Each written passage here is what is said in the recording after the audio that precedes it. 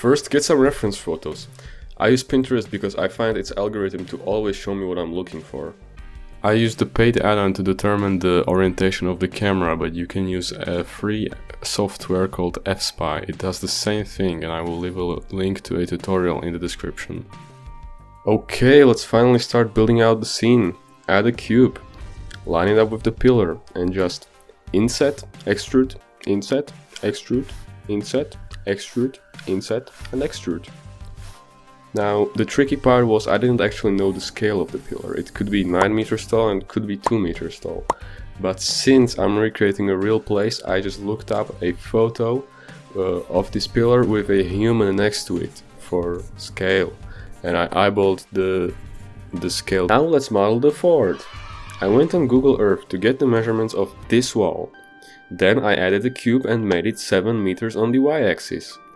Now when you line it up with the reference photo in Blender, everything should be to scale. Keep in mind that faraway objects like this don't actually need to be that detailed, because you're never really going to see them up close.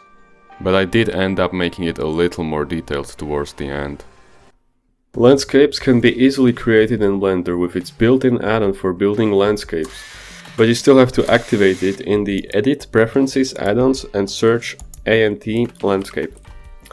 Now it's as simple as pressing some buttons and sliding some sliders. If you want to touch up your landscape on your own, you can do that with either proportional editing or sculpting. Since the sky in this picture is very specific and finding an HDRI of this exact type of sky would be pretty hard, I used a free add-on that I really recommend called Real Sky. It's fully customizable even with variables like latitude, day of the year and altitude. If you're not sure why these variables matter, I will quickly explain it to you. Basically, let's say the altitude. The higher you are in terms of altitude, the less thick the atmosphere is and the light... It just behaves differently, okay? It behaves differently. And the same goes for latitude. The closer you are to the equator, the less of a seasonal change you experience. And the day of the year, well, yeah, in winter the light behaves differently than in summer. So that's why these variables are crucial if you want the most realistic result. But now back to modeling. I will show you how to model the hardest part, the arch. Add a circle, inset and delete the inside faces and the bottom half. Now just add edge loops and extrude accordingly. Delete the bottom faces that you created with the extrusion. Now I selected the middle faces and separated them into a new mesh and scaled it up. That will be this part of the arch.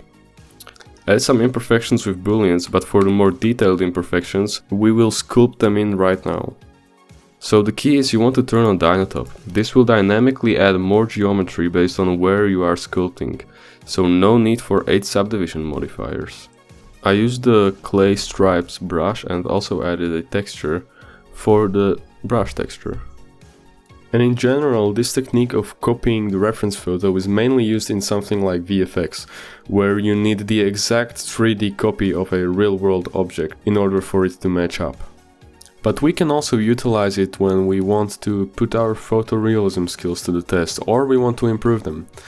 Because you are literally copying the real world. That's how you learn photorealism. Copy every single detail and you will end up with something that looks realistic. So while I was yapping, you could see me make the arch, and basically the thing there was that I added a new edge, extruded it so that it would be the same amount of edges as the arch, and then bridged the edge loops. So now I'm extruding the top of the mesh accordingly, and when extruding sideways I'm actually using the shear tool to get nicer, non-distorted edges. Here you can see it in action, so instead of this, we get this. So now we can finish extruding downwards and move on to the rocks. The rocks, again, you add a primitive, go into sculpting, turn on Dynatop and you just sculpt. Sculpt until you have something that matches the reference photo. And be patient. You can see that I applied the same principles for the walls. After that, it was time to give everything some materials. Some, like these rocks, are textured procedurally with noise, Voronoi and other built-in procedural textures. The other objects are PBR textures, or physically based rendering. textures. These textures basically contain all the information that is needed to make a realistic material, and you can buy or download them from the internet. Or you can make them yourself if you are brave enough. When you look at the reference photo, you can see that there are little rocks at the bottom. To recreate them, I first generated some rocks with a built-in add-on rock generator. When I got some rocks I liked, I added them into a collection, added a material and scattered them with geometry nodes. In geometry nodes I used wave painting to change where the rocks would appear. If you want a more in-depth tutorial on scattering objects with geometry nodes, you can check this tutorial. I will link it in the description. But even after I added the rocks, the sand, especially in the far, looked flat and bland. So I started really just experimenting by mixing all sorts of textures together. I mixed procedural sand waves with a PBR gravel and that with a PBR sand. I just really mixed a lot of textures together so that it would have as much variety as possible. After that I also played with the lighting a little more, and I dropped down the sun so that it would define the shadows on the sand dunes a little better. Now, you see, in real life there is an atmosphere, and generally things that are farther away will appear more washed out and more foggy. This phenomenon isn't built in inside Blender, so we have to add the fog manually. And there is two ways you can do it. Number one, you can add a volumetric cube, scale it up and let your PC cook and burn as it screams in agony overnight. And then there is the second way, and it's with using the mist pass. Go into view layer and enable it. Now go to this drop down and click mist. Now we can preview what it does. We can see that it creates a mask depending on how far an object is from the camera. This will be useful when we will want to create the fog far away.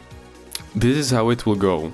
Take the mist pass, mask out the black for the foreground and mask out the white for the background. But make the background more washed out, and we will also make a mask for the sky so that the sky isn't affected. The mist pass can be used to create many cool effects like this one. Okay, let's create the fog. Render the image and go into Compositor. We can see the mist layer right here. Create a mix node and feed the mist layer into the factor of the mix node. Add a color ramp on the factor input and change the color from white to color gray, so now the other color is kind of like on 50% opacity. But now we can see that it is also affecting the sky. Close the compositor, click here and create a new view layer. You can rename it to something like sky. Click on this filter icon and enable holdout. This will turn selected collections into a transparent image. Enable it for all the collections so that all you have left is the sky. Make sure use for rendering is checked. Now go back into the compositor, copy the render layers node and change the view layer to sky. Create another mix node, plug the sky image into the bottom and plug the sky alpha in the factor, and now just tweak it with a color ramp and voila! Now the sky isn't being affected by the fog. A cool trick for making natural looking camera movements is using graph editor modifiers like noise. You can apply this to any or multiple rotation axes, and actually you can apply it also to the location, and you can basically apply it to anything that is in the graph editor and you want to randomly change its value over time. And at the very end we add a bit of post-processing. There is a very cool free smudge generator for After Effects that I will leave a link to in the description. All you need is just find a seed that you like, render the image, drag it into your project and change the blending type. It's subtle, but it helps with realism. Here you can see with and without it.